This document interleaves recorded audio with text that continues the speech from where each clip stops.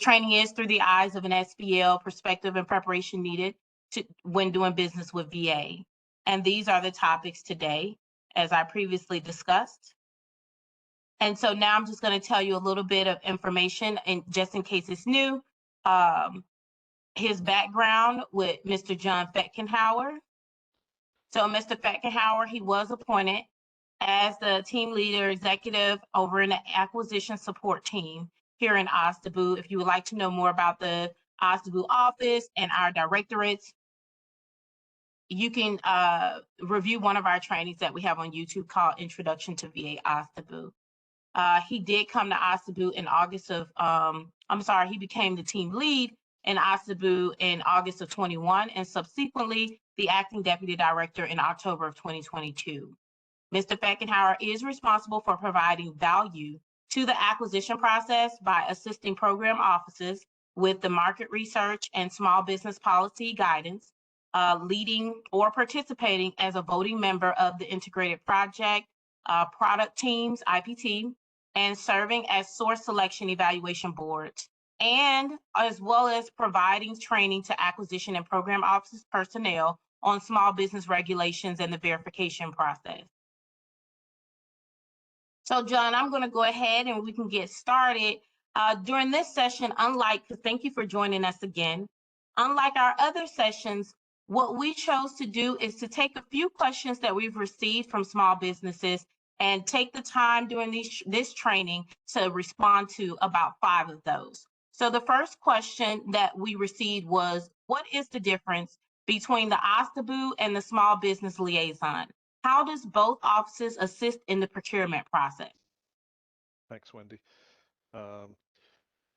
Astabu, which stands for Office of Small and Disadvantaged Business Utilization, is an enterprise level office that is the agency's top advocate for service-able veteran-owned small businesses, veteran-owned small businesses, and other small businesses in VA acquisition. So we review on an enterprise level across all of the administration and staff offices, VA procurements on an ongoing basis. Additionally, our team, the acquisition support team, assists on the other side, assists program offices that are putting together potential acquisitions, ensuring that they have an accurate procurement package to send over to contracting, helping them with market research, so assisting them identify potential small businesses that might be able to help them. And small business liaisons are representatives of the contracting organization in the area in which they are attached. So each of the Veterans Integrated Service Networks or network contracting officers in Veterans Health Administration have a small business liaison. Each of the staff contracting activities, so the Strategic Acquisition Center in Fredericksburg and Frederick, Technology Acquisition Center in Eatontown, New Jersey, and Austin, Texas, and the National Healthcare Acquisition Center in Chicago all have small business liaisons.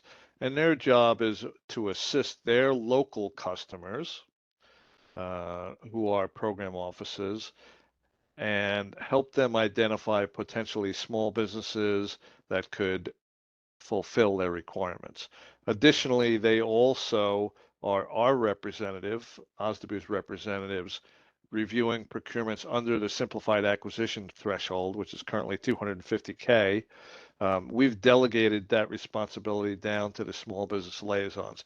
So they review all of the simplified acquisition on our behalf, so to speak, and have the authority that we as an enterprise level reviewer have. So in many cases, we do things similarly.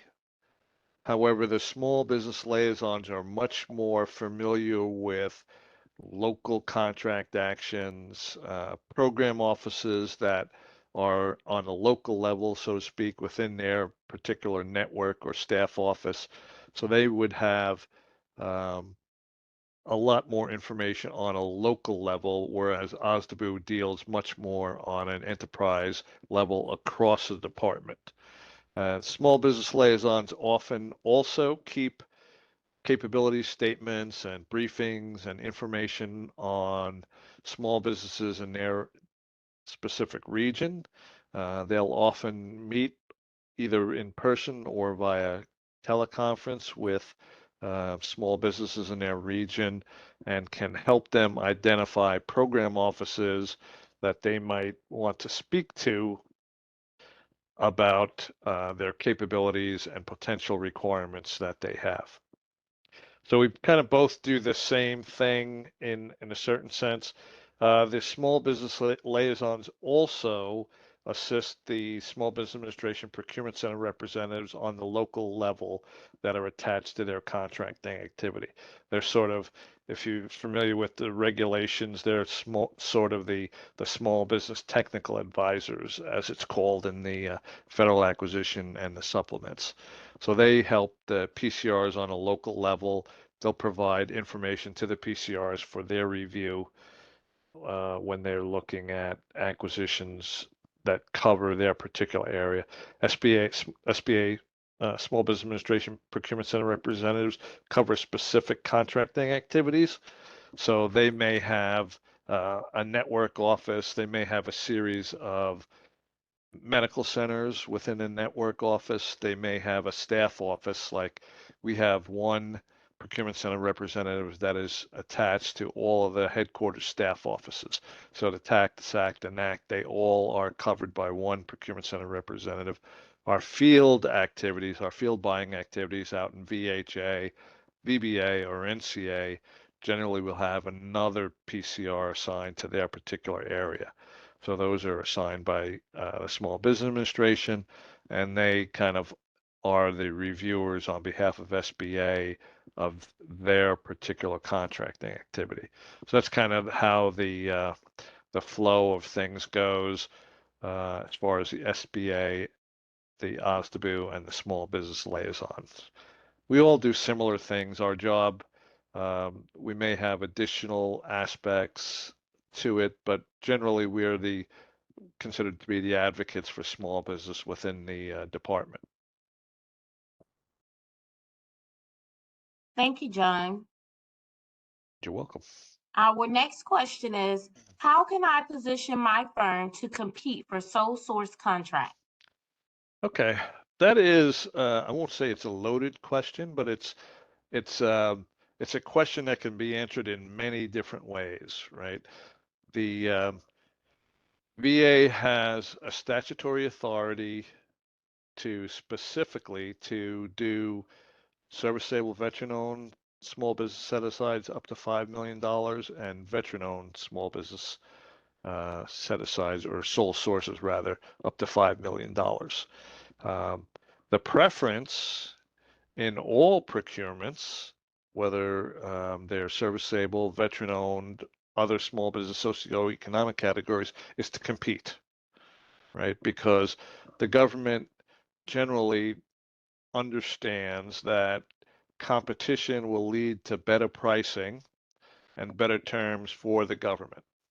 So our position is always going to be to compete in acquisition if we can, because our job as acquisition professionals is to, we have a fiduciary responsibility, of course, to get the best pricing and best terms on behalf of the government. That said, we have a statutory authority to be able to do sole source contracts. So it's incumbent upon you to do several things. First, you're going to want to ensure that you understand what you want to sell to the government and what we buy, right? And that may sound silly, but oftentimes I find that small businesses and large businesses, frankly, not just small businesses, don't do their research, right? So they'll come in and they'll say, hey, I want you to buy X, Y, and Z from me. Not really understanding that the person that they're trying to sell it to, whether it's say the Strategic Acquisition Center or the Technology Acquisition Center or one of the Veterans Health Administration locales, like I'm in Washington, D.C., and VISN 5, Veterans Integrated Service Network 5, covers Washington, D.C., Maryland, and Delaware. So the medical centers in this complex are covered by the NCO. You have to understand if you want to sell to VHA in VISN 5 and Network Contracting Office 5, what they buy.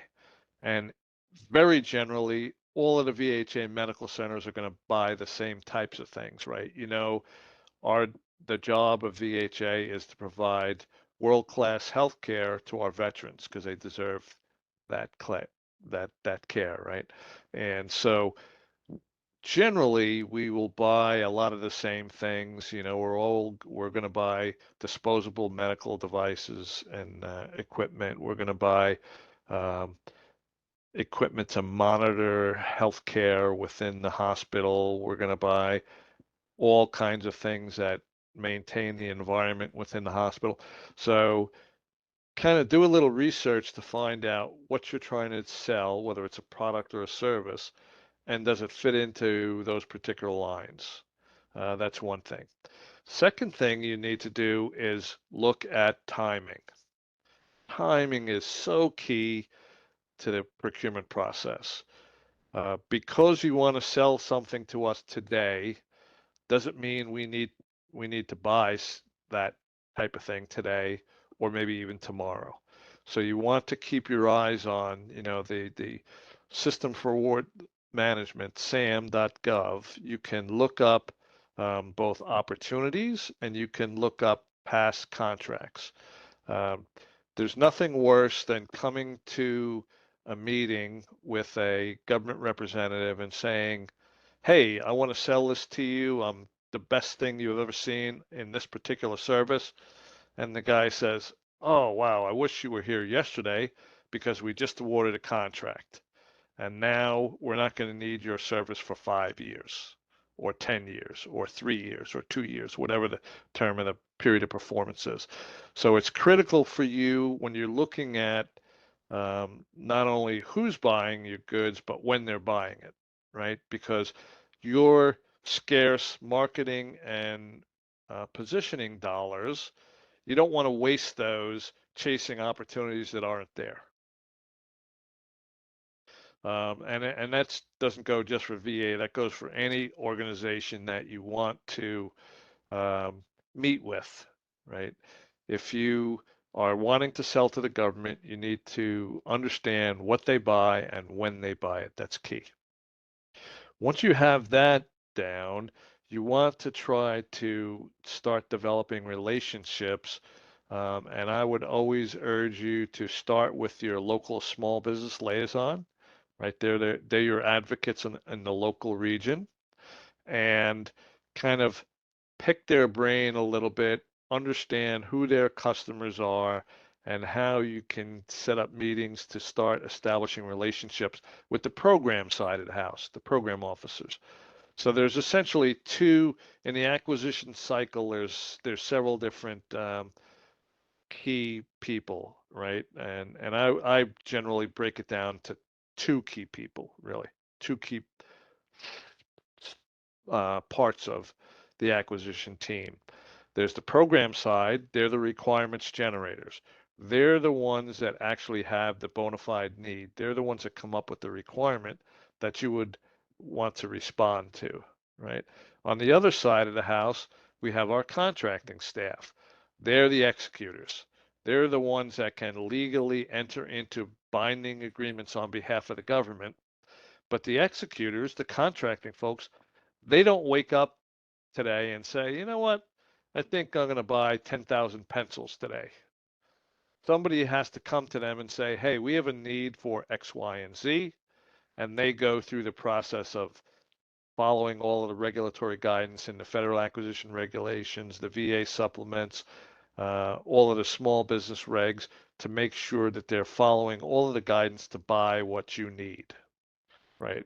And they're going to kind of lead the process of the acquisition from a perspective of here's how we're going to get you what you need, right? The program offices are generally the ones that are required to do the market research. So they have a need for program management services, right? They want somebody to support their office with program management services. They're going to go out and see what's in the marketplace, right? All of that kind of thing.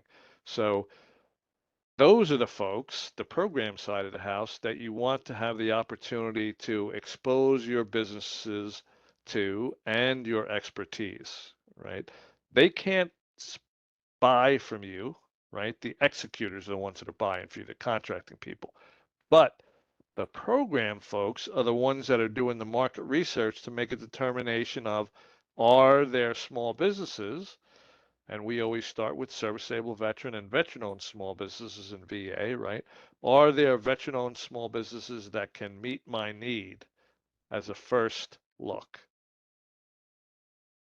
Where sole sourcing comes into play is in a couple of instances, right? One, if they're in a position where they need to execute relatively quickly for one reason or another, is an emergency buy, or the acquisition really it took them much, much longer to develop than they thought it was going to be, and they're about getting out of time, right? We have a limited time frame where we could buy, where we have the money that's eligible to be obligated against a particular requirement. So timing is key. If they really need to buy something right now, fast, they may look to a sole source. So one of the things that you want to do is ensure that you have already exposed your business to both the program side of the house and, to a lesser extent, the contracting side of your house, so that everybody knows that you're the greatest thing since sliced bread. Because we want the best and the greatest for our veterans, right? So if you are the best and have the greatest, then we want you to participate. So the sole source is one opportunity for us to get something fast. It's also an opportunity for us to identify what we need that will fulfill our goaling process, right? The government has small business goals that we are trying to meet as part of our economic development strategy across the government. You know that government-wide is 23% of all contracts, right, are supposed to go to small business. Each agency is given a goal and then a sub-goal for each of the socioeconomic categories on what they should be trying to assume to get their goals, right? So they want to, like for VA, we generally are higher in SDVOSB and VOSB goals than any other agency. For us right now, we want to make sure that we're doing at least 5% for SDVOSBs. Actually, I think that's gone up to 10% from SDVOSBs and 12% across the board for veteran-owned small businesses. So we try to ensure that that percentage of our contracts are going to service-able and veteran-owned small businesses. Sole sourcing can help us meet those goals because we have a statutory authority to be able to do that. You have to remember, however, that competition is always the preference. So, not saying that we're not going to sole source, because we do, but competition is always the preference, because the government believes they're going to get better pricing and better terms if we compete against, if we have firms competing against each other, right? Because we're hoping that they're going to sharpen their pencil and they're going to know that ABC company is competing with them, and hopefully they did the research to know generally what ABC company is charging, seeing some of the contracts they've had in the past, and they can compete against that, right? So they're going to compete against that. So it's a little bit, I won't say obviously it's not impossible to get sole source contracts. We do a fair number of sole source contracts, but competition, you have to remember that competition is always going to be preferable, always, because the government believes that we're going to get better pricing. The other instance where sole source contracts are done fairly routinely is if you are in a position where you have a niche product or service that nobody else has, right? Maybe you produce some type of software that is fairly unique in the industry, or you're one of a handful of competitors, right? That can do a certain type of product or service. In those instances, you will probably have a leg up on the sole source, because if we have an opportunity to use a small business, um, we're gonna probably try to take that opportunity. The other thing that you can do is ensure that you are responding to sources sought notices. Sources sought notices are generally done early in the market research process, right? So an agency has an idea, they need something. They're going to go out to the marketplace and say, hey, we think we need something, and we would like to know who's out there who could provide us this particular product or service, particularly in the small business socioeconomic categories. We could easily find out whether Booz Allen or Deloitte or one of the big Beltway bandits can do something for us, right? Because they're always around marketing. But we want to know what small businesses are out there that are capable, that can offer fair and reasonable prices, because that's the litmus test for us, right? Even went so far as in the Kingdomware decision, the Supreme Court decision in 2016, the Supreme Court justices specifically said that VA must ensure that firms are both available and will probably respond to a solicitation and can provide fair and reasonable pricing. So they made it absolutely in no uncertain terms, told VA acquisition folks that, hey, you need to make sure that you are both ensuring that firms will respond and that they can provide fair and reasonable pricing. So there's several, like I said, there's several different things that go into that. How can you position your firm? A lot of it is based on, I believe, a lot of it is based on relationship development, right? Because the program guys are going to always want somebody who is good at what they do, right? Because it's their program, it's their products. The contracting guys are the executors, but the program guys live with what they buy, right? So whether it's a product or a service, the program guys are the ones that get the service or the product. So you want to make sure that you're positioning yourself by providing the information to the program side of the house, developing that relationships. There are many, many events done on a local basis as well as on a national basis. Our direct access program guys, I think, will do state events in every area where we have medical centers. So they do. I think they even do now, and Wendy could probably speak to this at some point. But they do sort of reverse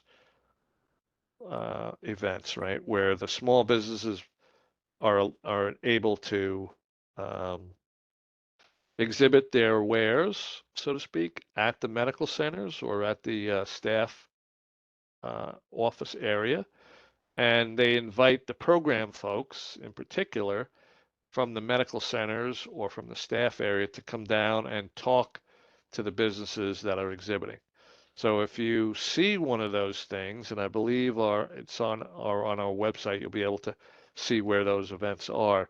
You want to take advantage of those type of things, because that's an opportunity for you to actually press palms with people talk to the program offices and kind of give them a real down and dirty on here's what we do, here's what we've had as far as contracts goes, and here's what our capabilities and expertise is in. And it's really, it's like anything else, right? You feel comfortable buying from somebody that you know and you believe can provide you what you need. Now, the government, of course, has some responsibilities to ensure that we're doing things properly. So we can't, it's not just a handshake's not going to do it, right? We can't just say, oh, yeah, like your stuff, boom, here's the money. But that relationship development goes a long way in that process. Okay. Thank you, John. Just to address, thank you for speaking about visibility and market research. For those that are on the call today, because I see we have a good number of attendees on the call, this is something that we have been discussing throughout this small business liaison training that we have been conducting for the past, I want to say, year and a half, is definitely, making sure that your business is visible, and then also conducting your market research. To kind of piggyback off of what you said, John, regarding those events, those business opportunity sessions at the medical centers, instead of reaching out to our DAP office, your small business liaisons are going to be the point of contact for that. I think they used to do that, John, post those events, but I don't think DAP does that anymore. But the acquisition officers at the medical facilities work with the company, I think, that is actually hosting those sessions. So those sessions do exist, but your small business liaison will know about those. Okay. Thanks for the clarification, Wendy. No problem. So going to our next question, how long does the government contracting process typically take? It depends entirely on the size and complexity of the procurement. It could be from moments, right? We're going to buy off a GSA schedule. We already have, it's, say it's medical goods that we already have a contract in place for, like MedSurg Prime Vendor or one of those kind of things. It could be moments, right? The ordering officer places the order, it goes to you who have a contract, and boom, you get the order.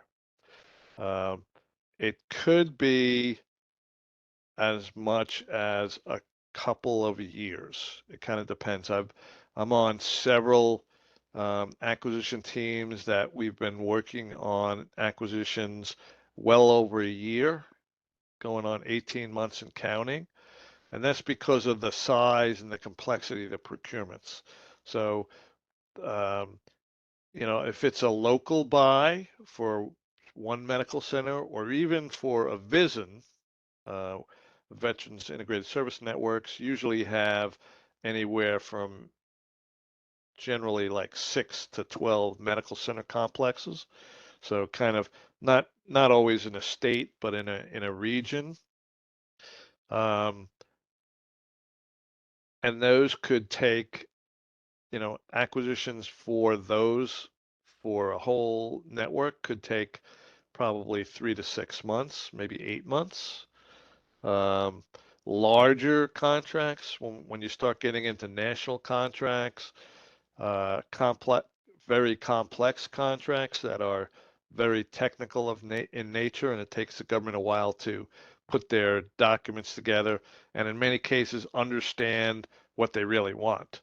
Because you'll see on SAM requests for information that are not sources sought notices, which are one type of special notice, right? But are literally requests for information. Because we have a thought, we have an idea on what we want, or somebody has an idea of what a need could be, particularly in an area that is innovative, right? Or technologically driven, where there's changes going on all the time.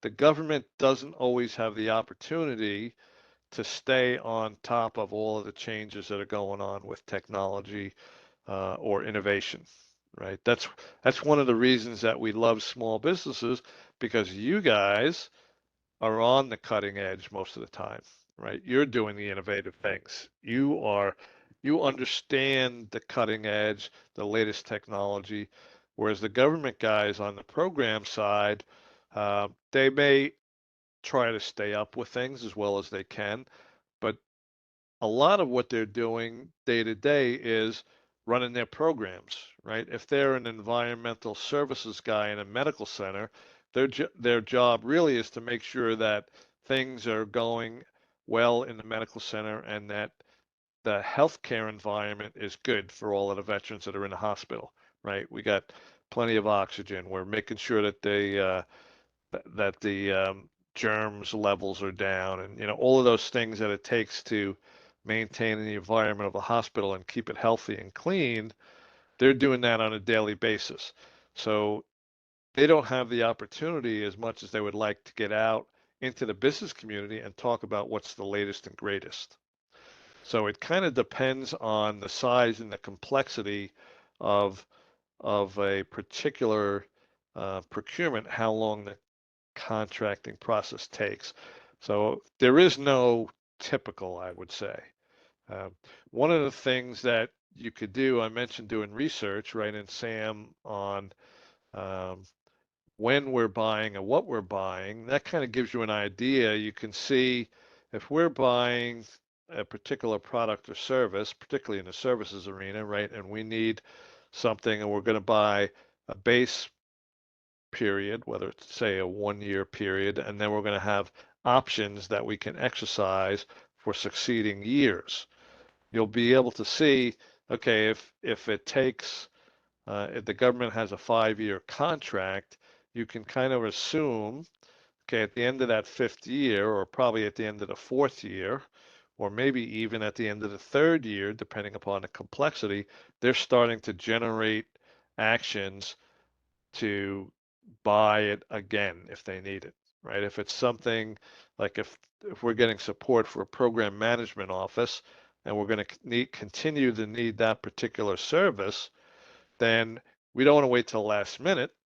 So we could be doing market research as early as 2 years out or a year out for sure, so that we can make sure that we have all of our documents up to speed, make sure advertising in enough time, all of those kind of things.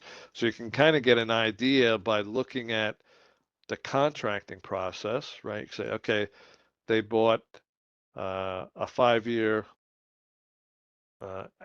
contract here and another 5 year contract here, but did it run over?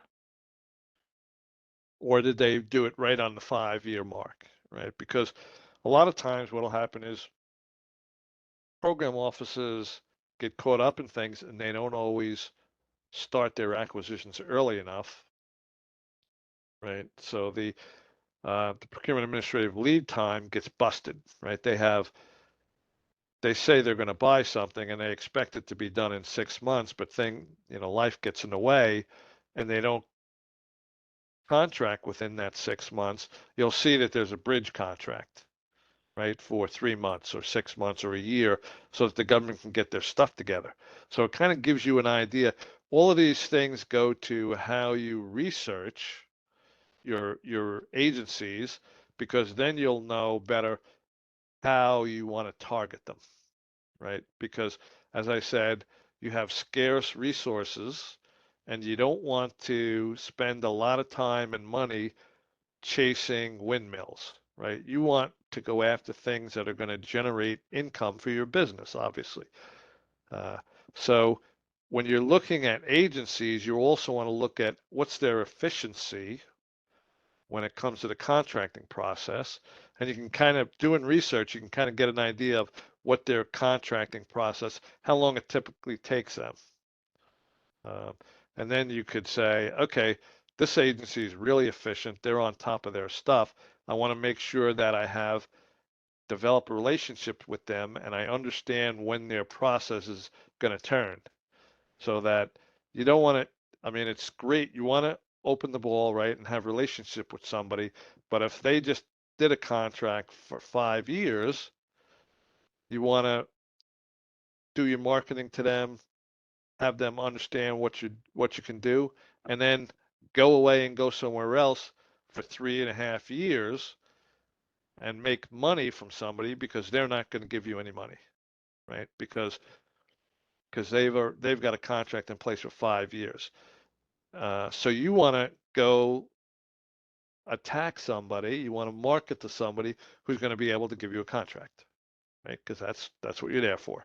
You want to provide the services and the products because you're good at what you do, and you want the agency to buy from you. So that, I keep going back to the timing and the relationship, but it's really, really critical. And you can, by doing all of that research, you can kind of get a basic idea of how long their contracting process takes, because it's different depending upon the industry that you're in. If you provide products, usually very fast turns, right? They want to buy something. If they know and they're pretty sure what they want, and they've got good specs, they can buy pretty quick. If it's a service and they know and it's something they buy all the time, maybe they can go fairly quick. If it's something that's new, or if it's something that is complex and the government doesn't really understand what they want, and that sounds kind of silly, I think. They don't know what they want to buy. But what I mean by that is they have an idea what they want to buy, right? Like, I can tell you that we had several years back, we wanted to look into a market research tool that we were calling a concept search that would include many, at the time, cutting edge technologies that would help us to do market research, and it included things like predictive analytics and neural networks and many different types of searching way beyond Boolean searching, right? So when we first started looking at the marketplace, we had an idea what we wanted. Like, we think we want this kind of elastic market research capability, but we didn't really know what was available in the marketplace, and two, we didn't really know how to get it down on paper. So we had a series of workshops, we had a series of requests for information, we had a series of conferences, so to speak, where we brought in large and small businesses and talked about what we thought we wanted, and we kind of cut it down over time to get a better understanding of what industry could provide to us. And so you'll find that happens a lot, particularly in the technology arena. There's so much going on in technology. Of course, now everybody talks about AI and ML, right? Artificial intelligence and machine learning, and how robotic process automation, how we can use those to eliminate, or not necessarily eliminate, but make it much more efficient in the continuous robotic processes, right? Things we do all the time. So long-winded definitions say that there's no such thing as typical, but it all comes back to doing research about your particular product or service. And we meaning Astabu can help you with some of that stuff. The SOC guys do all kinds of different training, not just this fireside chat kind of thing, but a lot of training on different ways to do research and make yourself more visible and all of those kind of things. So take advantage of those things, particularly all of the free things that are out there. There's a lot of, not only government agencies, not only VA does it, but PCRs from SBA do things like that. The SBA does things like that. There's technical assistance organizations like the Procurement Technical Assistance Centers and Small Business Development Centers, blah, blah, blah. Okay, that means I'm talking too long because they put the next slide up there. Thank you, John, for that information, especially discussing different trainings, which I will talk to you about probably the last few minutes. I want to add with everyone, I noticed that there were some difficulties for everyone logging in. So I do see that a lot of participants actually called in. So I'm going to do something that we usually don't do. Once we finish up with the next two questions, I'm pretty sure some of you guys do have questions. I'm going to request for you to unmute yourselves. And then what we'll do is, first come, first serve, as far as if you have any questions, because we do want to be able to answer some of the questions that you have from the participants. So I'll go on to the next question, which is, are there any restrictions or regulations that small businesses need to be made aware of? Need to be aware of when working with the government? Certainly, the federal acquisition regulations is sort of the acquisition Bible, right, for all federal agencies, has all of the things that agencies must do or cannot do in them, right? Now, there's a lot of areas in there that are not specifically covered. And in those cases, government has the opportunity to be a little bit more innovative. And that's where contracting folks come in as business advisors, right? So if the federal acquisition regulations or the agency supplements like the VA acquisition regulation or the defense federal acquisition regulation, each agency can have a supplement to supplement the federal acquisition regulation. If it's not proscribed, meaning in the federal regulation it says you cannot do it, then you can do it, right? So the contracting folks are the business advisors that kind of look at how can I get my customer, the program guy, what he needs in the most efficient, effective, cost-effective manner, right? So you want to have a general understanding of the federal acquisition regulations and the supplement, particularly the supplement for agencies that you want to market to, just so you have an understanding of what things they can do and can't do, right? There's a lot of things that aren't in there. So if it's not in there, we as contracting advisors say we can do it. And it's just a matter of how we structure it and how we do it in line with the regulatory guidance that is there. And then, of course, we have the Government Accountability Office and the courts to tell us if we do something that they don't think we should have done, right? So you have GAO protests and Court of Federal Claims, Court of Contract Claims, and that will provide legal definition of when you cross the line or when they think the federal acquisition regulations didn't specifically cover the information, but they want to provide us guidance. So the federal acquisition regulations and in our case, the VA acquisition regulations are things that you should understand. As a small business, you probably want to be familiar with the SBA's regulations, Small Business Administration regulations, because they're the guiding force behind all of the small business regs, right? Now, if you look at 13 CFR 125, that's a government contracting reg for the government-wide contracting program, all that covers all agencies. VA, of course, has its own specific statutory authority and requirements that came up in our enabling legislation in 2006, commonly known as Public Law 109-461, the Veterans First Program, as it's commonly known as now. And that outlines both our hierarchy of buying preference. So VA will always look at service-stable, veteran-owned small businesses first. And if there are two or more that appear likely to respond and capable of providing a fair and reasonable price, VA shall set it aside for that class of businesses only. Then we'll go to veteran-owned small businesses. Then we go to 8A hub zone small businesses. And then we go to small businesses with a preference for, well, actually, I shouldn't say preference. What the current guidance says is that with due deference to women-owned small businesses.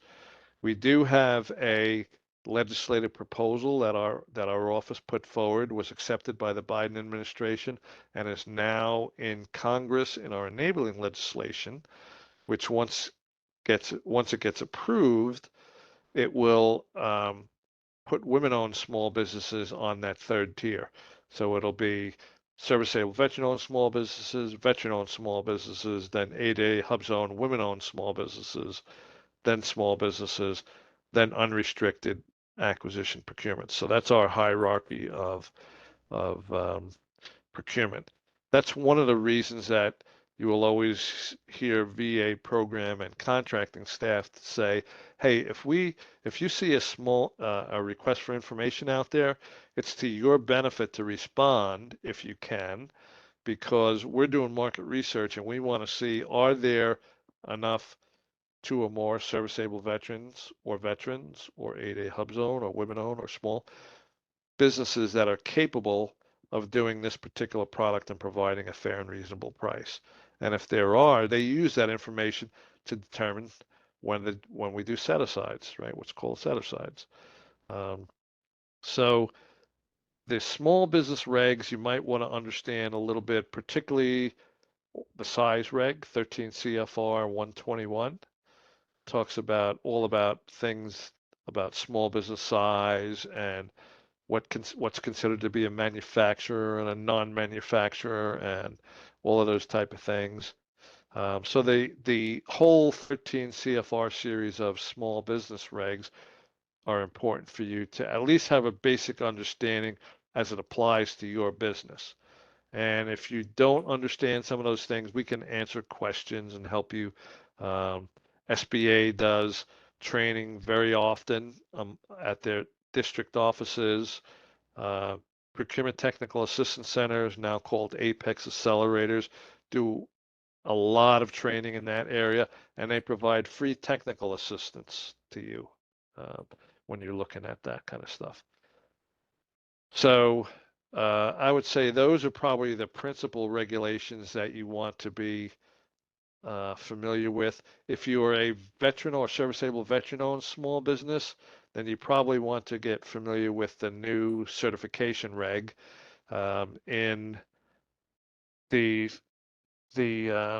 National Defense Authorization Act of 2020 required that the Center for Verification and Evaluation, or the verification process people from the VA Astabu, be transferred, that process be transferred over to the Small Business Administration within 2 years of the effect of the legislation. So, and on 1 January 2023, we transferred the verification program over to SBA, who subsequently renamed it the certification program because all of their other programs are certifications, right? 8A, hub zone, women-owned.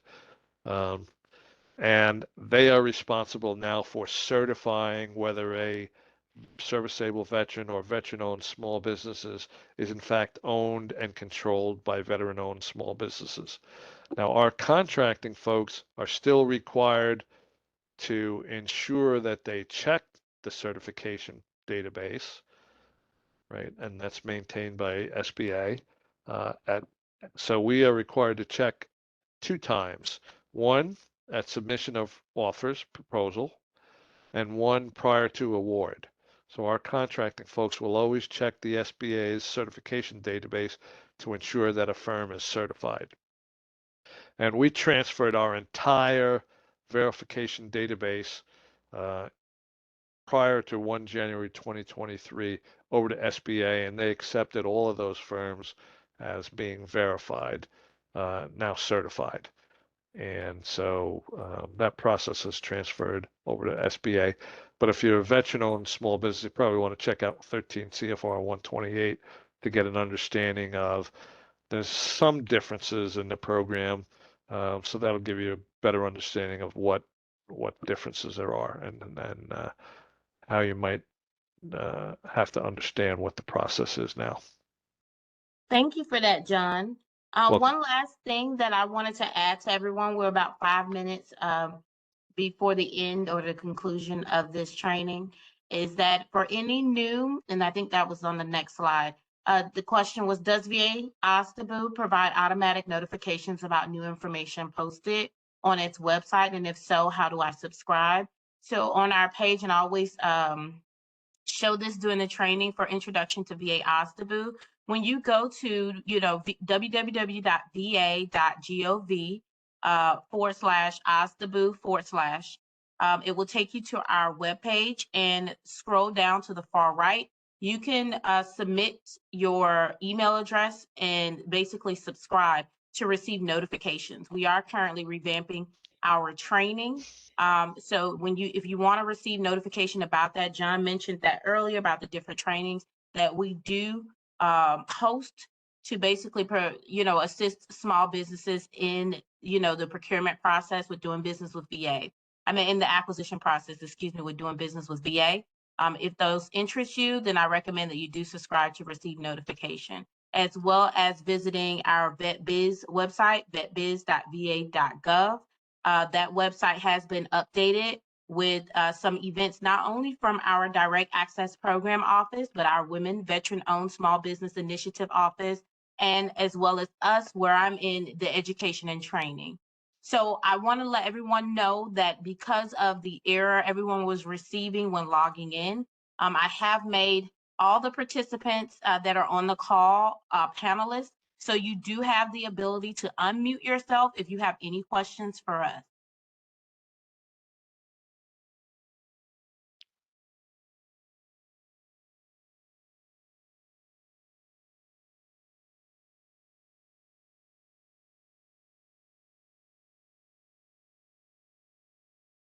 While we wait to see if someone unmutes themselves, I want to remind everyone that usually we do have a quick survey. I don't think that you will be able to access it, those that dialed in, but I will send an email out shortly after this or by tomorrow morning to request that you complete the survey. I ask that you please complete the survey because it's used as our continual process. For us to be able to basically identify whether or not these trainings are effective for you, the business owner.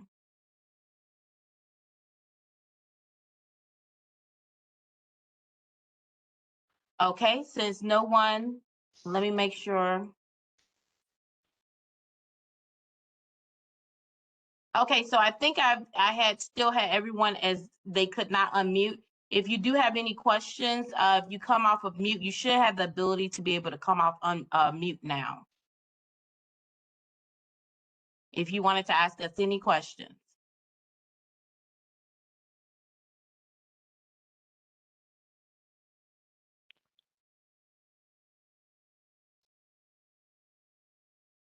Okay, since no one has came off, unmuted themselves, excuse me. If you do have any questions, you can always email us at OSDBU STRATCOMM@va.gov. That's Astabu, and STRAT, short for strategic, and then COM, short for communication, COMM, at va.gov. If you have any questions, like it comes to you after this training ends. I want to say, John, thank you so much for speaking during this training, providing this very good information to the small business community. Thank you everyone for attending, and I am going to end this session. Please have a good rest of your day and stay safe. Thanks, Wendy. Thanks, everybody.